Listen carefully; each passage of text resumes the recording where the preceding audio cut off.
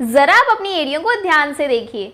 अगर उसमें सफेद परत जम जाती है, चलते वक्त चुभन होती है, मोजे पहनते वक्त धागे फंस जाते हैं और आप खुले सैंडल पहनने से कतराने लगे हैं, तो ये सिर्फ ड्राई स्किन नहीं है, ये फटी हुई एड़ियों की ऐसी समस्या है जो बार बार लौट आती है। महंगी क्रीम, वैसलीन और पार्लर पेडिक्योर, ये सब कुछ करने के बाद भी कुछ दिनों में एड़ियां फिर से फट जाती हैं। क्यों? क्योंकि हम सिर्फ ऊपर से इलाज करते हैं, अंदर की वजह को समझते ही नहीं। आज की इस वीडियो में मैं आपको बताऊंगी वो सही तरीका जिसे सही से अपनाने पर एड़ियां अपने आप रिपेयर होने लगती हैं। इसलिए वीडियो को एंड तक जरूर देखें क्योंकि लास्ट स्टेप सबसे ज्यादा जरूरी है। तो चलिए शुरू करते हैं। Without any further do, let's get started. Hello friends, welcome back to my channel. I am Kiran. आज की इस वीडियो में हम बात करने वाले हैं फटी हुई एड़ियों के बारे में। आखिर ये फटती क्यों है, इसके पीछे क्या मेन रीजंस है, साथ ही एक सिंपल और इफेक्टिव रेमेडी भी बताऊंगी जिसे अगर आप सही तरीके से फॉलो करेंगे तो आपकी एड़ियां धीरे धीरे सॉफ्ट होने लगेंगी और बार बार फटना बंद हो जाता है। इसलिए वीडियो को अंत तक जरूर देखिए क्योंकि जब तक आपको वजह और सही तरीका दोनों क्लियर नहीं होंगे तब तक कोई भी रेमेडी काम नहीं करेगी। तो चलिए शुरू करते हैं और सबसे पहले समझते हैं कि एड़ियां आखिर फटती क्यों है और इसके पीछे क्या रीजंस होते हैं। एड़ियां सिर्फ इसलिए नहीं फटती कि आपने क्रीम नहीं लगाई, बल्कि इसलिए फटती क्योंकि हम उसकी असली ज़रूरतों को इग्नोर कर देते हैं। और सबसे बड़ी वजह होती है एक्सट्रीम ड्राइनेस। जब स्किन का नेचुरल ऑयल कम हो जाता है, खासकर सर्दियों में या बार बार पानी में रहने की वजह से। इसके ऊपर अगर गलत फुटवेयर हो, हार्ड सोल वाली, पीछे से खुली या बिना सपोर्ट की चप्पल, तो पूरा प्रेशर सीधे एड़ियों पर पड़ता है और क्रैक्स पड़ने लगते हैं। लंबे समय तक खड़े रहना या पूरा वजन पैरों पर होना स्किन को जरूरत से ज्यादा स्ट्रेच कर देता है। कई लोग तो ये भी नहीं जानते कि बार बार पैर धोना स्किन की नेचुरल मॉइस्चर लेयर को पूरी तरीके से खत्म कर देता है। और सबसे कॉमन मिस्टेक, डेड स्किन को गलत तरीके से रिमूव करना, ब्लेड से या हार्ड स्क्रब से, जिससे नई स्किन कमजोर हो जाती है और जल्दी फटने लगती है। कई मामलों में प्रॉब्लम बाहर नहीं होती, बॉडी के अंदर होती है, जैसे कैल्शियम, आयरन, विटामिन बी और विटामिन ई की कमी। इसके अलावा ज्यादा वजन, उम्र बढ़ना, डायबिटीज, हार्मोनल इम्बैलेंस और कुछ लोगों में जेनेटिक भी बहुत बड़ी वजह होती है। इसलिए क्रीम बदलने से एड़ियां ठीक नहीं होती जब तक कि उसकी असली वजह समझकर केयर न की जाए।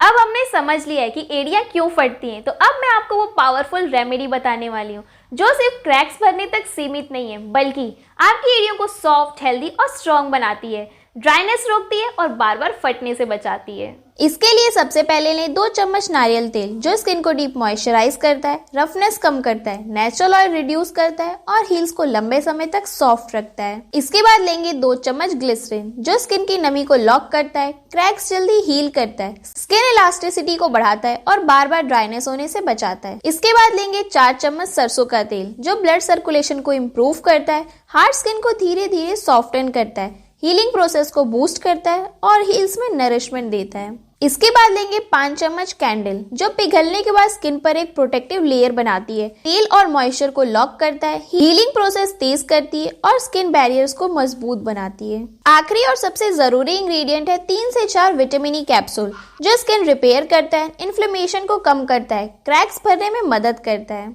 और नई स्किन को हेल्दी, स्ट्रॉन्ग और ग्लोइंग बनाता है। अब इन सभी इंग्रेडिएंट्स को एक साफ बर्तन में डालकर धीमी आंच पर पकाएं। अगर आपके पास जाली है तो उसके ऊपर रखकर या थोड़ा सा ऊपर करके, जिससे कि वो जले नहीं, सिर्फ बनेगा। सारी चीजों को तब तक स्लो गैस पर पकाएं जब तक कि ये मोम पिघल न जाए। जब पिघल जाए तो गैस से हटाना है और उसके बाद 3 कैप्सूल इसके अंदर मिला दें। ये काफी गर्म है इस वक्त। जब आप ये रेमेडी यूज करेंगे तब हमें ऐसा चाहिए, बहुत ज्यादा ठंडा भी नहीं, बहुत ज्यादा गर्म भी नहीं। मैं अभी आपको यूज करके बताऊंगी। अब जब हमारी रेमेडी पूरी तरीके से तैयार हो चुकी है तो इसे लगाने से पहले पैरों को सही तरीके से तैयार करना बहुत ज़रूरी है, क्योंकि जब तक एड़ियां साफ और सॉफ्ट नहीं होंगी तब तक कोई भी रेमेडी अंदर तक काम नहीं करेगी। यही वो आखिरी और सबसे इम्पॉर्टेंट स्टेप है जिसके बारे में मैंने आपको स्टार्टिंग में बताया था। इसके लिए सबसे पहले एक टब या बाल्टी में गुनगुना पानी लें। पानी इतना गर्म ना हो कि जलन हो, बस इतना हो कि पैरों को आराम मिले। अब इसके अंदर थोड़ा सा कोई भी शैम्पू डालें ताकि पैरों पे जमी धूल, मिट्टी, पसीना, एक्स्ट्रा ऑयल अच्छे से निकल जाए।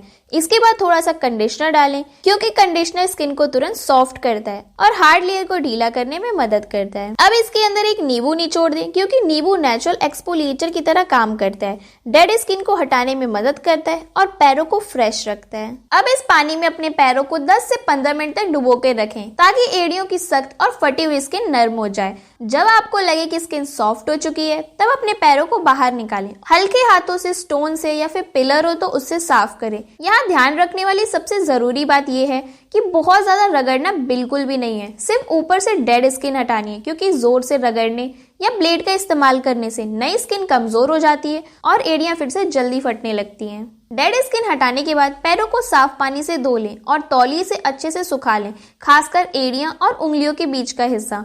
अब आपकी एड़ियां पूरी तरीके से साफ, सॉफ्ट और रेमेडी लगाने के लिए तैयार हैं। इस स्टेज पर लगाई गई रेमेडी स्किन के अंदर तक अच्छे से एब्जॉर्ब होगी और आपको बेहतर और जल्दी रिजल्ट देखने को मिलेगा। अगर यहाँ रेमेडी ठंडी होकर जम गई हो तो उसे हल्का सा मेल्ट कर लें, या तो बर्तन में कुछ सेकंड गुनगुने पानी में रखकर या बहुत ही हल्की सी आंच पर वार्म करें। ध्यान रहे रेमेडी बहुत ज्यादा गर्म नहीं होनी चाहिए, सिर्फ हल्की सी वार्म ही काफी है। अब इसे अपनी पूरी एड़ियों और पैरों पर अच्छे से लगाएं, सिर्फ क्रैक्स वाली जगह तक सीमित ना रहे। रेमेडी लगाने के बाद पैरों पर एक पतली सी प्लास्टिक रैप कर लें। अगर आपके पास प्लास्टिक नहीं है तो आप मेरी तरह इस तरह की पन्नी होती है उसे भी लगा सकते हैं ताकि मॉइस्चर बाहर ना निकले और तेल स्किन में लॉक रहे। इसके ऊपर कॉटन सॉक्स पहने और अपने पैरों को ओवरनाइट इसी तरह छोड़ दें। ये तरीका स्किन को रात भर पूरी तरह नरिशमेंट और हाइड्रेशन देता है, जिससे क्रैक्स जल्दी बढ़ते हैं और स्किन सॉफ्ट, स्मूथ और हेल्दी बनती है। सुबह उठकर आप इसे हटाएं और आप फर्क खुद महसूस करेंगे। ड्राइनेस कम होगी, रफनेस हटेगी और पैरों की स्किन नोटिसेबल, सॉफ्ट और स्मूथ लगने लगेगी। इस प्रोसेस को रोज फॉलो करेंगे तो 7 से 10 दिनों में क्रैक्स धीरे धीरे भरने लगेंगे और 2-3 हफ्तों में एड़ियां सॉफ्ट, स्मूथ और हेल्दी बन जाएंगी। ध्यान रहे रेमेडी को बीच में स्किप ना करें, ब्लेड का यूज ना करें, ज्यादा जोर से रगड़ना तो बिल्कुल अवॉइड करें और दिन में ज्यादा देर तक नंगे पैर रहने से भी बचें। इस रूटीन को सही तरीके से फॉलो करने पर एड़ियां बार बार फटना बंद हो जाती हैं और नेचुरली सॉफ्टनेस लंबे समय तक बनी रहती है। तो फ्रेंड्स, ये थी आज की वीडियो। अगर आपको वीडियो हेल्पफुल लगी हो तो वीडियो को लाइक करें, शेयर करें और चैनल को सब्सक्राइब करें और बेल आइकन को प्रेस करना ना भूलें। अगर आपको कोई डाउट हो तो मुझे कमेंट करें, मैं आपके कमेंट का रिप्लाई ज़रूर दूंगी। तब तक हेल्दी रहें, खुश रहें और अपना ख्याल रखें। मिलते हैं हम नेक्स्ट वीडियो में। Thanks for watching, bye bye.